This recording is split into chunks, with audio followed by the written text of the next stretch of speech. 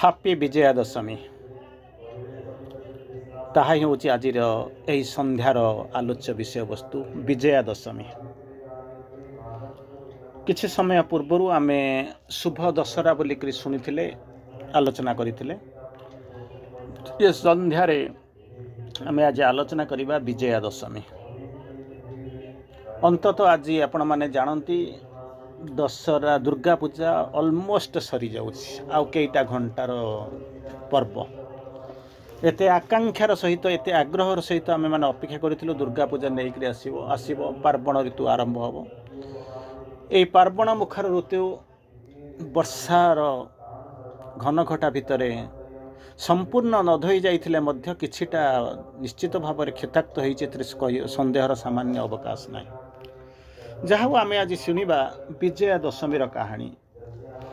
ବିଜୟା ଦଶମୀ ଯଦି ଆପଣ କହୁଛନ୍ତି ଏ ଶବ୍ଦଟା ଆପଣଙ୍କ ପାଇଁ ନୂଆ ନୁହେଁ,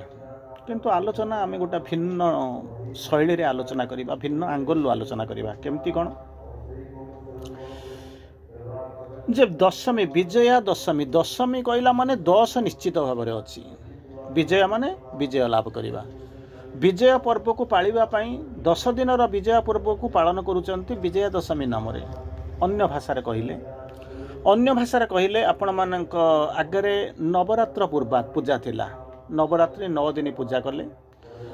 9 ରାତ୍ରି ପୂଜା କରି ସାରିଲା ପରେ ଆଜି ଆପଣମାନେ ଯେଉଁ ପୋଜିସନରେ ଅଛନ୍ତି ଦଶମୀ, କାରଣ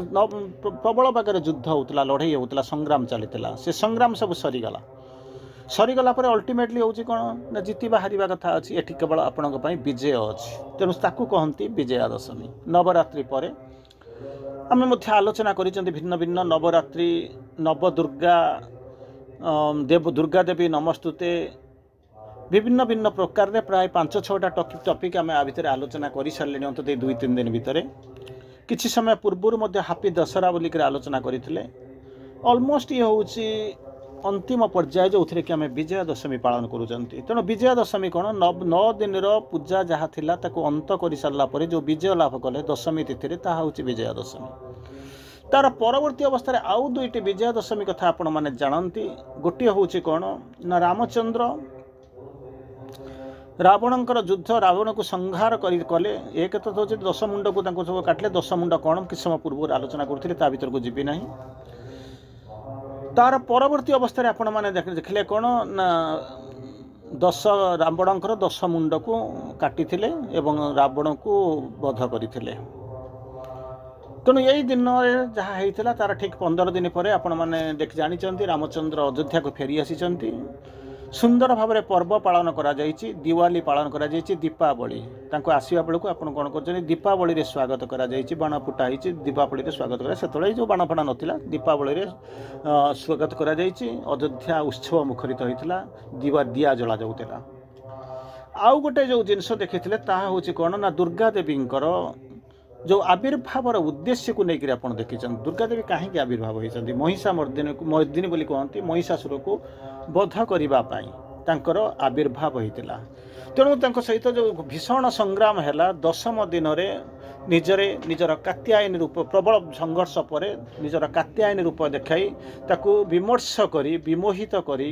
ତାକୁ କ'ଣ କରିଥିଲେ ନା ମହିଷାସୁରକୁ ବଧ କରିଥିଲେ। ଏ କାହାଣୀ ଆପଣମାନେ ଶୁଣିଛନ୍ତି।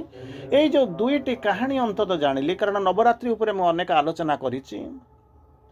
ଏଇ ଯେଉଁ 2ଟି କାହାଣୀ ଉପରେ ଗୋଟିଏ ହେଉଛି ରାମଚନ୍ଦ୍ରଙ୍କର କାହାଣୀ,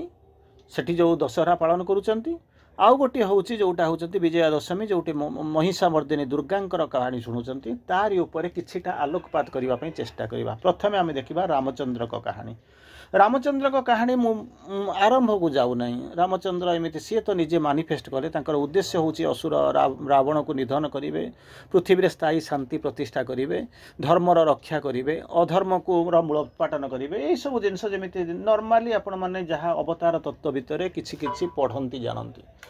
ତେଣୁ ଏଠି ଯେତେବେଳେ ଆପଣମାନେ ଆସିକରି ପହଞ୍ଚିଛନ୍ତି ସେଇ ରାମଚନ୍ଦ୍ରଙ୍କର ଫେରି ଯାଆନ୍ତୁ, ଯିଏକି ହେଉଛନ୍ତି ବନବାସ ପିରିୟଡ଼ର ଶେଷ ପର୍ଯ୍ୟନ୍ତ। କାରଣ ଆମେ ଏତେ ଗୁଡ଼ିଏ ତାଙ୍କ କାହାଣୀ, ତାଙ୍କ ଗପ ଶୁଣିବାର କୌଣସି ଆବଶ୍ୟକତା ନାହିଁ। ଅନ୍ତିମ ପର୍ଯ୍ୟାୟକୁ ଫେରି ଯାଆନ୍ତୁ, ଯେତେବେଳେ ଆପଣମାନେ ଦେଖିଲେ କ'ଣ ଦେଖିଲେ ନା ସୀତା ହରଣ ସମୟର କାହାଣୀ ଆପଣମାନେ ଶୁଣିଲେ। ଶୁଣିଲେ ମାରିଚି ରକ୍ଷ ମାନେ ଆସୁଛି ଅସୁର ଆସିକରି ପହଞ୍ଚୁଛି, ସ୍ୱର୍ଣ୍ଣମୃଗର ରୂପ ଧାରଣ କରୁଛି। ତେଣୁ ତାକୁ ଦେଖି ସାରିଲା ପରେ ସୀତା ଦେଖି ସାରିଲା ପରେ ତାଙ୍କ ପ୍ରତି ସେହି ସ୍ୱର୍ଣ୍ଣମୃଗ ପ୍ରତି ଆକର୍ଷିତ ହୋଇଛନ୍ତି ଏବଂ ଯେତେବେଳେ ନିଜେ ଚେଷ୍ଟା କରିକି ଯେତେବେଳେ ଫେଲ୍ କରିଛନ୍ତି, ଫେଲ୍ କରିବା ବୋଲିକରି କହିପାରିବେନି, ଇଏ ହେଉଛି ମାନବୀୟ ଲୀଳା, ହେଉଛି ବିଧି ନିର୍ଦ୍ଧାରିତ, ତେଣୁ ତାହା ହେଇଥିଲା। ଯେତେବେଳେ ତେଣୁ ସେ ରାମଚନ୍ଦ୍ରଙ୍କୁ ବାଧ୍ୟ କରୁଛନ୍ତି ଯେ ତାଙ୍କୁ ଖୋଜି କରିକି ଆଣିକରି ସେକୁ ଦେବା ପାଇଁ। ରାମଚନ୍ଦ୍ରଙ୍କ ପାଖରେ ଯେଉଁ ଅଳି କରିଛନ୍ତି, ରାମଚନ୍ଦ୍ର ଜାଣିଛନ୍ତି ମଧ୍ୟ ତା ପଛେ ପଛେ ଗୋଡ଼େଇ ଗୋଡ଼େଇ ଯାଇଛନ୍ତି ଏବଂ ତାର ଅନେକ ସମୟ ପରେ ତ୍ରାହିମାଂ ଶବ୍ଦ ଆସୁଛି। ଏ ଶବ୍ଦ ଶୁଣି ସାରିଲା ପରେ କିଛି ଗୋଟେ ଅଘଟଣ ଘଟିଛି ବୋଲିକରି ଭାବିକରି ସୀତା କ'ଣ କରିଛନ୍ତି ନା ଲକ୍ଷ୍ମଣଙ୍କୁ ବାଧ୍ୟ କରିଛନ୍ତି ତାଙ୍କୁ ପଠାଇବା ପାଇଁ। ତେଣୁ ଲକ୍ଷ୍ମଣ ଯିବାକୁ ଅନିଚ୍ଛୁକ ଥିଲେ ମଧ୍ୟ 3ଟି ଗାର ଟାଣି ଦେଇକି ଯାଇଛନ୍ତି। ଲକ୍ଷ୍ମଣଙ୍କର 3 ଗାର ଭାବରେ ତାହା ପରିଚିତ। କିନ୍ତୁ ପରବର୍ତ୍ତୀ ଅବସ୍ଥାରେ ଆପଣମାନେ ଜାଣିଛନ୍ତି ସେହି 3ଟି ଗାର ପାଖକୁ ଆସିକରି ରାବଣ କେମିତି ସୀତାଙ୍କୁ ହରଣ କରିଥିଲେ। ତାହା ହେଉଛି ଅନ୍ତତଃ ଏଇ ଯେଉଁ ଯୁଦ୍ଧର ଏଇସବୁ ଯେଉଁ ଯୁଦ୍ଧ ରାବଣ ହରଣର ସେଇଠୁ ଆରମ୍ଭ ହୋଇଛନ୍ତି। କ'ଣ ହେଇଛନ୍ତି ନା ତାକୁ ରାବଣକୁ ବଦ୍ଧ କରିବା ପାଇଁ ହିଁ ଆସିଥିଲେ, କାରଣ ଜୟ ବିଜୟ 3ଟା ଜନ୍ମ ତାକୁ ଆସିଛନ୍ତି, ନିଜେ ଭଗବାନ ଅବତାର ନେଇକି ଆସିଛନ୍ତି ତାଙ୍କୁ ଉଦ୍ଧାର କରିବା ପାଇଁ, ତାଙ୍କୁ ମୁକ୍ତି ଦେବା ପାଇଁ। ତେଣୁ ଇଏ ନିର୍ଦ୍ଧାରିତ ହେଇଛି। କିନ୍ତୁ ଏ କାହାଣୀର ମୋଡ଼ଟା ସେଇପଟକୁ ଯାଉଛି ଯେଉଁଠିକି ଆପଣ ଦେଖୁଛନ୍ତି ରାବଣ କ'ଣ କଲେ ନା ଆବଡିକ୍ଟେଡ଼ କ'ଣ ହେଉଛନ୍ତି ସୀତା, ଆବଡକ୍ଟେଡ଼ ସୀତା ହରଣ ବୋଲିକରି ଯାହାକୁ କୁହନ୍ତି। କିନ୍ତୁ ସୀତା ହରଣକୁ ମୁଁ ଗ୍ରହଣ କରେ ନାହିଁ, ମୁଁ ହରଣ କରେ ନା। କିନ୍ତୁ ତ ଲେଖା ହେଇଛି, ସମସ୍ତେ ପଢ଼ୁଛନ୍ତି, ତେଣୁ ଆମର କରିବା ସାଙ୍ଗରେ ନ କରିବା ସାଙ୍ଗରେ ସମ୍ପର୍କ କ'ଣ ଅଛି? କାରଣ ଏଥିରେ କ'ଣ ହେଇଛି ନା ସମସ୍ତେ କୁହନ୍ତି ସୀତା ହରଣ କିଏ ସେ ନା ସୀତା ହେଉଛନ୍ତି ମା ଜଗତ ଜନନୀ, ଆଉ ଇଏ ରାବଣ ହେଉଛନ୍ତି କିଏ ସେ ନା ତାଙ୍କୁ ଆସିକରି ସେ ଲଙ୍କାର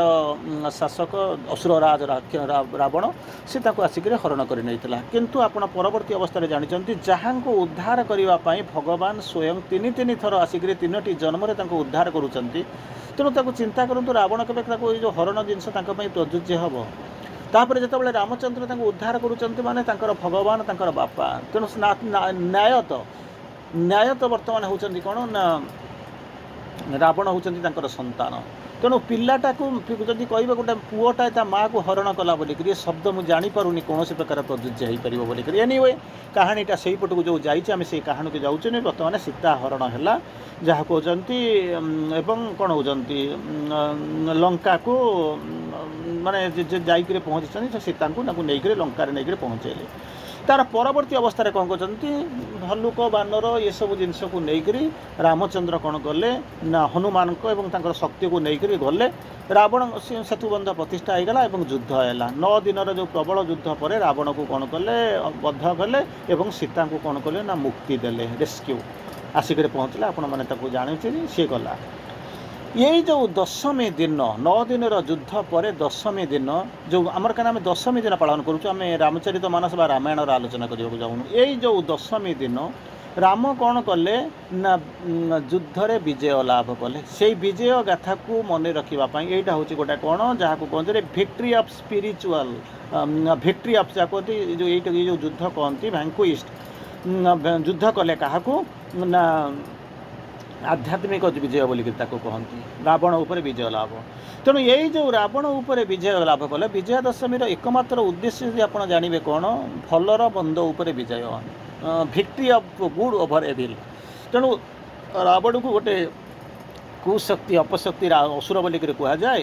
ଯିଏକି ଅନ୍ତତଃ ଅନେକ ତାର ଯେଉଁ କୁକର୍ମ ଭିତରେ ତା ଭିତରେ ସବୁଠାରୁ ବଡ଼ ଥିଲା, ଯେହେତୁ ତାଙ୍କୁ ସେ ଧରିକିରି ସାଙ୍ଗରେ ନେଇକରି ଯାଇଥିଲା। ତେଣୁ ସେଠି ବର୍ତ୍ତମାନ କହୁଛନ୍ତି କ'ଣ ନା ତାକୁ ଯେତେବେଳେ ବଦ୍ଧ କରାଯାଇଥିଲା ତାକୁ କୁହନ୍ତି ସ୍ପିରିଚୁଆଲ ଭିକ୍ଟ୍ରି ବୋଲିକରି କୁହନ୍ତି। ତେଣୁ ଏ ଭିକ୍ଟ୍ରି ପରେ ଯେତେବେଳେ ରାବଣଙ୍କର ନିଧନ ହେଲା, ଦଶହରା ପାଳନ କରାଗଲା, ଦଶମୀ ଦିନ ଯେଉଁ ପାଳନ କରାଗଲା, ତାଦ୍ୱାରା କ'ଣ କରିବା ଆରମ୍ଭ କଲା ନା ପୃଥିବୀ ଭିତରେ 2ଟା ଜିନିଷ ଆସିକରି ପହଞ୍ଚିଲା। କ'ଣ ଆସିକରି ଆରମ୍ଭ କଲା? ପିସ୍ ଆଉ ଜଷ୍ଟିସ୍। ପିସ୍ ଆଉ ଜଷ୍ଟିସ୍ ଅନ୍ ଦ ଯାହାକୁ କହନ୍ତି ପୃଥିବୀ ଭିତରକୁ, ଆର୍ଥର ଗ୍ରାଭିଟି ଭିତରକୁ, ଆର୍ଥ ଭିତରକୁ ଆସିକରି ପହଞ୍ଚିଲା 2ଟା ଜିନିଷ। ଗୋଟେ ହେଉଛି ପିସ୍ ଆଉ ଗୋଟେ ହେଉଛି ଜଷ୍ଟିସ୍। ଗୋଟେ ହେଉଛି ଶାନ୍ତି ଆସିଲା, ଆଉ ଗୋଟେ ହେଉଛି କ'ଣ ନ୍ୟାୟ ଆସିଲା। ନ୍ୟାୟ ଆସିଲା। ଅନେକ ସମୟରେ ମଧ୍ୟ ଆପଣ ଜାଣିଛନ୍ତି ଇଭେନ୍ ବାଳି ଯେତେବେଳେ ବଧ କରାଯାଇଛି, ବାଳିକି ଯେତେବେଳେ ବଧ କରାଯାଇଛି, ବାଳି କ'ଣ କରୁଛି ପଡ଼ିଗଲା ପରେ ରାମଚନ୍ଦ୍ରଙ୍କ ପାଖରେ ଅନେକ ଯୁକ୍ତି କରିବା ଆରମ୍ଭ କରିଛି। କ'ଣ ପାଇଁ ମୋତେ ଯୁଦ୍ଧ କଲ? ମୁଁ ସାମ୍ନାରୁ ନ ମାରି ମୋ ପଛକୁ କାହିଁକି ମାରିବା ଆରମ୍ଭ କଲ? ମୁଁ ତୁମର କ'ଣ କ୍ଷତି କରିଥିଲି? ମୁଁ ମୋର ଯଦି ତୁମର ଇଭେନ୍ ସୀତାଙ୍କୁ ଖୋଜିକରି ପାଇବାର ଥିଲା ତାହେଲେ କହିଥାନ୍ତା ରାବଣକୁ ତ ମୋ କାଖରେ ବୁଲେଇକି 17 ଥର ବା 27 ଥର ମୁଁ ତୁମକୁ ନେଇକରି ପୃଥିବୀ ବୁଲେଇଛି, ମୁଁ ତାକୁ ନେଇକରି ଉଠେଇକରି ନେଇ ଆସିପାରିଥାନ୍ତି, ସବୁ ଯାକ କରିଥାନ୍ତି। ମୋ ପଛପଟରୁ ମାରିବାର କାରଣ କ'ଣ ଅଛି? ତାକୁ କ'ଣ କରୁଛନ୍ତି रामचंद्र कहते तू जब सब करदे तेरे मुझे कौन करने आसती तेणु ताकू बसिक बुझेवा आरंभ कर तोर सब यही सब जिनस भूल सब यही तेणु ते मुझे कौन करी मोर जो राज्य मोर जो देश से कौन होती ना भूल जी कर नाचुराली कौन कर ना दंड पाइब अतएव मुझे कौन करी तेत दंड दबा मोर हूँ राजा हिसाब से मोर कर्तव्य ते मुझे दंड देली एनीवे तापर बाली बुझी जाइंट सी मुक्ति देती बाली स्त्री जी अच्छा सी कौन करना सती पदवाच्य होती ये सब जिनस छाड़ तेणु तार परवर्ती अवस्था कौन कहे प्रथम हूँ कौन हरण बोलिक जहाँ कहते द्वितीय हूँ युद्ध तृतीय हूँ कौन ना भिक्ट्री ये जो भिक्ट्रीटा हूँ जहाँ को कहते 10th डे रे 10म दिन अच्छी बोलिक आप विजया दशमी रूपे पालन करुँच कौन कहते नाचुराली जो विजय पर्व सरीगला भारत पाकिस्तान जो खेल हाँपाई जाता 2-3 दिन पूर्व जाते लोक कौन ताली मारुले कि ताली मार ना केतबले ताली मारे ना जीति सारा ताली मारे बाण फुटेले हो हा कले चित्कार कले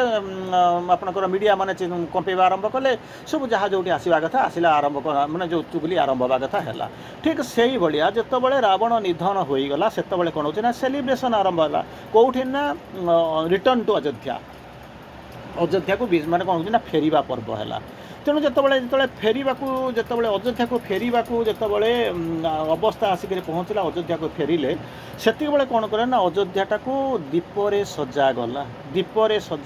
ऑयल लैंप आम तो बर्तमान कैंडल जाली दौचु बाण फुटाऊँ ठोटा करूँ डोटा करूँ इलेक्ट्रिक लाइट जलुचु किंतु से कौन करे ना दीप ऑयल लैंप तेल दीप माने घी दीप तेल दीप ये सब जो दिया बोलिक कहते तापर कौन हो जोटा कि 15 दिन पर जहाँ को आपड़ कहते दिवाली दीपावली पालन करागला ये कहानी आपण मैंने जानते ये हूँ प्रथम विजया दशमी पर्व रामंकर पर्व ता परवर्ती अवस्था आपण मैंने आसतु बुझा कहार पर्व ना हूँ जहाँ कहते गणेश दुर्गा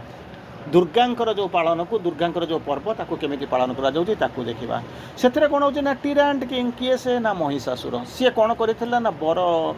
महिषासुर बारंबार सही कथा आपन को बुझाउची महिषा असुर महिषासुर असुर माने होची डेमन असुर माने आपन जानिछथि जे सुर नुहंती देवता नुहंती से होचनी असुर महिषा होची बफालो बा महिषी बोली के कहउछन ताकर वाहन थिला महिषी वाहन तेनु महिषी ऊपर आसीना हेइथिले बोलिकरी तांको कुहा जाए कोन ना महिषासुर तेणु सी कौन कले ना टिरांट प्रबल बेगर कारण सी जो बर पाइथिले तांको कहीं मारी हत्या करि परिबे नाही मनुष्य मारी परिबे नहीं कि देवता मारी परिबे नाही तेणु एमिति अवस्था से कौन कले ना स्वर्ग मर्त्य पाताल सबु जाक 3 जाक पुर से कौन करे ना त्राही त्राही बचई देले तेणु ताको कहीं बर्तमान मारिबा संभव नाही हेले नाही टिरांट किंग प्रत्येक प्रबल भाव में कहते स्वेच्छाचारी जो जहाँ अत्याचारी बोलिक जहाँ कहते तेणु पाखु मुक्ति पाइबापी कौन कले ना महिषा मर्दिनी दुर्गा को सृष्टि करागला यही जो टिरांट जी कहते पावरफुल डेमन बहुत शक्तिशाली असुर सी होती महिषासुर तेणु जिते कथा हूँ बर जो पाई जो जो मनीष मारिपारे देवता मारिपारे कहीं तो हत्या करें नहीं से कौन कले ना कौन हो ब्रुटाल रेन अपन द अर्थ ये पृथ्वी से कौन कले कहते ना माने तेहेलका मचई देले जमी कहते पूरा माने भयंकर माने भीषणता माने विभीषिका तैयारी करदे कारण से जानले मत कहीं मारे ना जी अच्छा मनीष ना देवता मनीष हाथ में मरबे ना कि देवता हाथ में मरबे ना तेणु यही भाई अवस्था भितर जो रहा से कौन कले ना देवता माने मिसी मिलित साधन मिलित माने आशीर्वाद मिलित प्रचेष्टारू जहाँ को तैयारी करे से होती देवी दुर्गा तेणु देवी दुर्गा मानिफेस्ट कले कौन कर विभिन्न प्रकार आयुध जो देवता मान पाखे जो अस्त्र शस्त्र था से कौन कले ना देवी को दान करने आरंभ कले तेणु यही जो देवी दुर्गा होती कौन ना डेमन किंग जी होती महिषासुर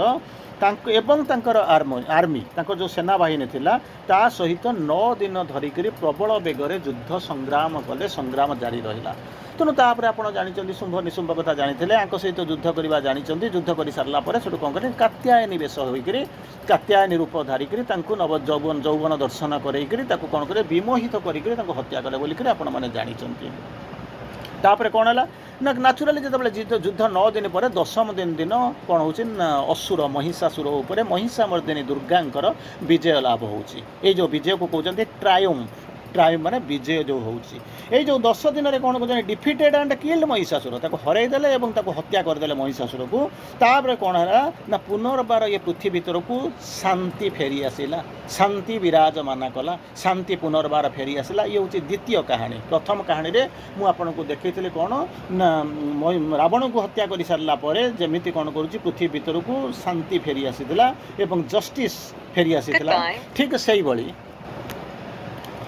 तेणु ये सेठी जमी रावण उपर विजय लाभ करते एत महिषामर्दिनी दुर्गा सेमती पृथ्वी को भीतर को कौन कले ना महिषासुर को बध कर सारा पृथ्वी भीतर को शांति मैत्री ये सब भाव कौन करते फेरी आसिले तार परवर्ती अवस्था कहते सिंबलिक सिग्निफिकेंस कौन ये तो कहानी आपड़ टे शुणी ये कहानी आपड़ टे शुणी महिषासुर कहानी शुणी रामचंद्र कहानी शुणी किंतु तार स्पिरिचुअल सिग्निफिकेंस कौन कौन आपण मैंने भर कौन जानवे कौन गप शुणा कहले ना ताल स्पिरिचुअल सिग्निफिकेंस होची कौन प्रथम सिग्निफिकेंस होची कौन victory of good over the evil evil force गुड़ाक आप जहाँ देखुं से एविल फोर्स गुड़ाक किए से ना जहाँ को आप देखुं खराब शक्ति बोलिक देखुं आसुरिक शक्ति बोली देखुं अंधार देखुं कालीमा देखुं सेल्फिशनेस देखुं यही सब जो अंधकार शक्ति ये गुड़ाक हूँ एविल गुड़ाक देखुं गुड कौन ना तार अपोजिट गुड़ाक जो भल गुड़ाक देखुं ज्योति सत्य यही सब जो मानविकता ये सब जो जिनस हूँ स्वार्थ माने कौन सेल्फलेसनेस यही सब जो जिनस देखुं तेणु ये कहते कौन ये जो दिनटा ये जो विजया दशमी बोलिक कहते तार सिग्निफिकेंस मोटामोटी सिग्निफिकेंस आपण मैंने जहाँ देखुं ताहा होची कौन ना ताहा होची victory of good over evil तेणु से कहते यही जो दुईटा कहानी आपन को कहली से दुईटा कहानीर मर्म कथा होची कौन powerful symbol of the ultimate victory of righteousness and good सत्य धर्मर विजय परिपूर्ण विजय कहा उपरे ना ओवर द नेगेटिव एंड भाइसेस भर्च्यूर भाइसेस पाप उपरे आ पॉजिटिविटी भीतर नेगेटिव थॉट उपरे ये कौन कहते ना विजय लाभ जो विजय लाभ करुँच righteousness and good over evil and demoniac forces विजय लाभ करुँच कौन ना जो राइचियसनेस धर्म गुड हूँ भल चार विजय हूँ एविल उपर आ डेमोनियाक फोर्सेस उपर रोचे हूँ प्रथम सिग्निफिकेंस द्वितीय सिग्निफिकेंस हूँ कौन ना इनर कंक्वेस्ट बाहर युद्धटा आपन को देखा जाउची केमिति कौन देखा जाउची देश देश भितर लड़ुची राज्य राज्य भितर लड़ुची मनीष मनीष भितर लड़ुची परिवार परिवार भितर लड़ुची भाई भाई भितर लड़ुची एथरे जड़े जितुची जड़े हारी जाउची ए सब जिनस देखा जाउची किंतु ये जो विक्ट्री कथा कहते इनर कंक्वेस्ट ये हूँ भितर विजय अच्छा भितर कौन विजय बाहर विजयटा देखा जाउची भितर विजय हूँ कौन ना भितर अच्छी सेल्फिशनेस अच्छी भाइस अच्छी लेथर्जी अच्छी इनर्सिया अच्छी आपणकर सेल्फिशनेस यही सब इग्नोरान्स अच्छी यही गुड़ाक सब हूँ कौन ना आम भितर जिनस आम देखिपारूँ असुर भाया रही आमको आगू को जावाई बाट कढ़ाई से आमको कहीदौनी बाट माने देखई दौनी तेणु से जो इनर फोर्स गुड़ाक अच्छी जो गुड़ाक इनर कंक्वेस्ट तारी उपरे विजय कर स्वार्थपरता ईर्षा हिंसा आउ कौन हो अज्ञानता यही सब जिनस लेथर्जी इनर्सिया यही जो जिनस गुड़ाक जो गुड़ाक आमको देखा जाऊनी आमको जो स्पिरिचुअल कंक्वेस्ट आम आगू को जाऊँ सी आमको बाधा दौर ता उपरे विजय हम इनर कंक्वेस्ट कहते ये हूँ स्पिरिचुअल मीनिंग बाहर तो देखा युद्ध रोचे कारण ये युद्ध तो सरी जाइए रावण उपर रामंकर लड़ाई हो तेते जुगर कथा महिषामर्दिनी तो अनेक जुगर पूर्वर कथा अनेक दिन पूर्वर कथा तेणु तारी भितर देखुं प्रतिदिन आम कहीं देखुँ ना वर्ष थे भोजी भात करने जो पेंडाल नाच करने कहले ना प्रति मुहूर्त यही जो विजय लाभ करने इनर कंक्वेस्ट तारी कौन कहते आप पालन करुँच तार परवर्ती अवस्था कहते तृतीय पर्व जोटा कहते एंड ऑफ नवरात्रि 9 दिन पालन कले नवरात्रि नवदुर्गा आम बहुत सुंदर भाव में आलोचना करिसेंती पूरा एकदम प्रथम देवी 9 जन देवी कौन पाखु कौन कौन मिल डिटेल आम आलोचना करिसेंती तेणु सेठी बर्तमान कहते ये जो विजया दशमी हूँ कौन ना 9 दिन जो नवरात्रि पर्व जो नवदुर्गा को आप भिन्न भिन्न रूप से जो पालन करुले ताहा कौन करुचंती जो पूजा करुले भक्ति करुले ताहार आज हूँ शेष दिन making a day of divine time सबुदिन आप तपस्या करुले पाठ करुले जहाँ जमी करुले आज हूँ तार अंतिम विजय आउे आसिक पहुँचुंट तार परवर्ती अवस्था कहते श्री अरविंद देखुं कौन कहते ये सब जहाँ को हूँ कहे ता सहित आमर कौन संपर्क ଆପଣଙ୍କ ଭିତରେ ଗୋଟାଏ ଜିନିଷ ଆସିବ ଇଏ ତ ସବୁ ହେଇସାରିଛି ଏ ତ ତେତିଆ ଜଗର କାହାଣୀ ଏ ତ ମହିଷାମର୍ଦ୍ଦିନୀ କଥା କହୁଛନ୍ତି ଠିକ୍ ଅଛି ତାର ସ୍ପିରିଚୁଆଲ୍ ସିଗ୍ନିଫିକାନ୍ସ ଆମେ କିଛି ଜାଣିଲୁ ତାହେଲେ ଆମେ ତ ହେଉଛନ୍ତି ମାଆଙ୍କ ଲୋକ ଆମେ ତ ମାଆଙ୍କୁ ଧରିକିରି ବସିଛନ୍ତି ଆଚ୍ଛା ଯଦି ମାଆଙ୍କୁ ଧରି ଆମେ ବସିଛନ୍ତି ତାହେଲେ ଆମେ ୟାକୁ ପାଳନ କରିବା ମାନେ ତ କିଛି ଗୋଟେ ଥିବ ଶ୍ରୀ ଅରବିନ୍ଦ କିଛି ଲେଖିଥିବେ ନା ହଁ ଲେଖିଛନ୍ତି କ'ଣ ଲେଖିଛନ୍ତି ଯାହାକୁ କହୁଛନ୍ତି ଗୋଟେ ଦୁଇଟା ଲାଇନ୍ କହୁଛି ଏ ହେଉଛି ଡିଭାଇନ୍ ମଦର୍ସ ୱାର୍କ ବାହାରେ ଆପଣମାନେ ଦେଖିଲେ ଯେଉଁ ଦୁଇଟା ବିଜୟ ଦେଖିଲେ ରାମଚନ୍ଦ୍ରଙ୍କର ରାବଣ ଉପରେ ବିଜୟ ମହିଷାମର୍ଦ୍ଦିନୀ ଦେବୀଙ୍କର ଦୁର୍ଗାଙ୍କର ହେଉଛି କ'ଣ ନା ମହିଷାସୁର ଉପରେ ଯେଉଁ ବିଜୟ ଦେଖିଲେ ଇଏ ଦୁଇଟା ବାହାର ବିଜୟ ଥିଲା କିନ୍ତୁ ଏଠି ଯେଉଁ ଜିନିଷ ଦେଖୁଛନ୍ତି ଇଏ ହେଉଛି ଇନର ବିଜୟକୁ ହେଲେକୁ କ'ଣ ହେବ ଯିଏ ଇନର ସହିତ ସମ୍ପୃକ୍ତ ଥିବ ଯିଏ ଇନର ଜିନିଷ କ'ଣ ଜାଣିଥିବ ସିଏ କେବଳ ବିଜୟ ପାଖକୁ ନେଇଯିବ ସିଏ କିଏ ଆଣିଦେବେ ନା ଯିଏ ଆଣିକି ଦେବେ ସେଇ ହେଉଛନ୍ତି ଆପଣଙ୍କର ମା ବା ଡିଭାଇନ୍ ମଦର ତେଣୁ ଡିଭାଇନ୍ ମଦର ଦୁର୍ଗା ହେଉଛନ୍ତି ପୋର୍ସନ୍ ଅଫ୍ ଦ ଡିଭାଇନ୍ ମଦର ବୋଲିକରି ଗତ କାଲି ମଧ୍ୟ ମୁଁ ଆପଣଙ୍କୁ ବାରମ୍ବାର କହୁଛି ତେଣୁ ଏଇ ଯେଉଁ ମା ଯେଉଁ ଆଣିକରି ପହଞ୍ଚିଲେ ସେ ମା ହେଉଛନ୍ତି ହେଉଛି ଡିଭାଇନ୍ ମଦର୍ସ ୱାର୍କ ତେଣୁ ମା ଶ୍ରୀ ଅରବିନ୍ଦ କହୁଛନ୍ତି ଦୁର୍ଗାଙ୍କର ଯେଉଁ ଏଇ ଯେଉଁ ଆନୁଆଲ୍ ବ୍ୟାଟଲ୍ ବୋଲି ଲାଗୁଛନ୍ତି ଅନେକ ଚେଷ୍ଟା କରିକି ଆପଣ ଅପେକ୍ଷା କରିଥିଲେ ଦୁର୍ଗା ପୂଜା ବର୍ଷ ପରେ ହେବ ଅଲମୋଷ୍ଟ ଆଜି ବର୍ତ୍ତମାନ ସେମାନେ ସବୁ ଯାଉଛନ୍ତି ଆଉ କିଛି ସମୟ ପରେ ବିସର୍ଜନ କରିବାକୁ ଯିବେ ବାରମ୍ବାର ସେଇ କଥା ମଧ୍ୟ ମୁଁ କହୁଛି ଆପଣଙ୍କୁ ତୋତେ ପାଇଲେ ଆଉ ବିସର୍ଜନ କରିବୁ ନାହିଁ ତୋତେ ପାଇଲୁ 3 ଦିନ ପୂଜା କଲୁ ନବରାତ୍ରି ପୂଜା କଲୁ ନବଦୁର୍ଗା ରୂପରେ ଦେଖିଲୁ ମନ୍ତ୍ର ସଜେଇଲୁ ପଇସା ଖର୍ଚ୍ଚ କଲୁ ନାଚିବା ଆରମ୍ଭ କଲୁ ନୂଆ ପିନ୍ଧିଲୁ ଦୁର୍ଗା ଅଷ୍ଟମୀ ଦୁର୍ଗା ନବମୀ ଦୁର୍ଗା ଦଶମୀ ମଧ୍ୟ କଲୁ କିନ୍ତୁ ତାକୁ ଯେତେ ଶୀଘ୍ର ପାରୁଛୁ କ'ଣ କହୁଛ ନା ବିସର୍ଜନ କରିଦିଅ ବିସର୍ଜନ କରିକି ତାକୁ ଛାଡ଼ିଦେଲା ପରେ କ'ଣ ହେବ ନା ଇଏ ଯେଉଁ ବନ୍ଧା ହେଇଛି ସବୁ ଯେଉଁ ବନ୍ଧାବନ୍ଧି ହେଇଛି ଡେକୋରେସନ୍ ହେଇଛି ତାକୁ ଖୋଲିକରି ନେଇକରି ପୁନର୍ବାର ଆଉ ଗୋଟେ ସିଟିକୁ କେଉଁଠି ଯାଇକି ଲକ୍ଷ୍ମୀ ପୂଜା କରିବେ ତେଣୁ ଏଇ ଜିନିଷ ଇଏ ହେଉଛି ଆମର ମାନବିକତା ତେଣୁ ବର୍ତ୍ତମାନ କହିଲେ କ'ଣ ଶ୍ରୀ ଅରବିନ୍ଦ ଲେଖୁଛନ୍ତି ମା କହୁଛନ୍ତି ଦୁର୍ଗାଙ୍କର ଯେଉଁ ଆନୁଆଲ୍ ବ୍ୟାଟଲ୍ ପ୍ରତି ମୁହୂର୍ତ୍ତରେ ଆନୁଆଲ୍ ବାର୍ଷିକ ବର୍ଷରେ ଥରେ ଦେଖନ୍ତୁ ପ୍ରତି ମୁହୂର୍ତ୍ତରେ ଯେଉଁ ଏକ୍ସଟର୍ନାଲ୍ ବ୍ୟାଟଲ୍ ଆଉ ଇଣ୍ଟରନାଲ୍ ବ୍ୟାଟଲ୍ ଦେଖୁଛନ୍ତି ଏଗେନ୍ଷ୍ଟ ଦ ଅସୁର ମାନେ ଏଠି ଦେଖୁଛନ୍ତି ଯେମିତି ରାବଣ କୁମ୍ଭକର୍ଣ୍ଣକୁ ଦେଖୁଥିଲେ ସେଠି କଂସ ଜରାସନ୍ଧୁକୁ ଯେମିତି ଦେଖୁଥିଲେ ଏଠି ସେମିତି କହୁଛନ୍ତି ଏ ଯେଉଁ ଅସୁର ଗୁଡ଼ାକୁ ଦେଖୁଛନ୍ତି ଆଉ ଇନର ଅସୁର କଥା କହୁଛନ୍ତି ତାଙ୍କର ସେଠୁ କ'ଣ କହୁଛନ୍ତି ଯେଉଁଟାରେ ଏ ଯେଉଁ ଯୁଦ୍ଧଟା ଚାଲିଛି କଣ୍ଟିନ୍ୟୁଅସ୍ ପ୍ରୋସେସ୍ ଖାଲି ଗୋଟେ ଘଟଣାକ୍ରମ କୁହନ୍ତୁନି ଯେ ବର୍ଷରେ ଥରେ ଆଣିଦେବା କିଛି ପଇସା ପତ୍ର ଖର୍ଚ୍ଚ କରିକି ଆଣିଦେବା ଇଏ ପ୍ରୋସେସ୍ ଚାଲିଛି ବ୍ୟାଟଲ୍ ବାହାର ଯୁଦ୍ଧ ଏବଂ ଭିତର ଯୁଦ୍ଧ ଇଏ ପ୍ରତି ମୁହୂର୍ତ୍ତରେ ଚାଲିଛି ଯେପର୍ଯ୍ୟନ୍ତ ଭିତର ଯୁଦ୍ଧରେ ଆପଣ ବିଜୟୀ ନ ହେଇଛନ୍ତି ଆଧ୍ୟାତ୍ମ ପଥରେ ଯିବା ଭାରି କଷ୍ଟ ହୋଇଯିବ କାରଣ ସେମାନେ ତ ଆପଣଙ୍କୁ ଅଟକେଇ ଦେଉଛନ୍ତି ଆପଣ ଜାଣିନାହାନ୍ତି ଅସୁରଟା କିଏ ସେ